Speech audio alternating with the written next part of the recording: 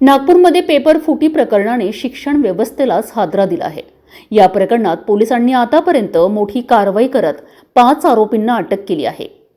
मात्र तपास जसजसा पुढे सरकत आहे तसतसे नवे धक्केदायक तपशील समोर येत आहेत।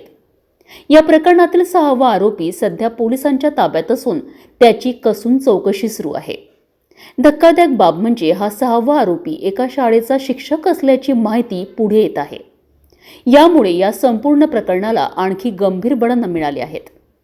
शिक्षण क्षेत्राशी संबंधित व्यक्तीच पेपर फुटी प्रकरणात असल्याची शक्यता व्यक्त होत असल्याने अनेक प्रश्न उपस्थित होत आहेत।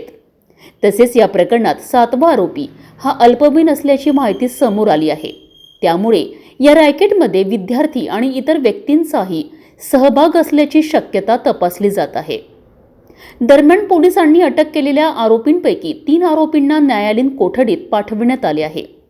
तर या प्रकरणातील एका विद्यार्थ्याला न्यायालयाकडून जामीन मंजूर झाल्याची माहिती समोर आली आहे।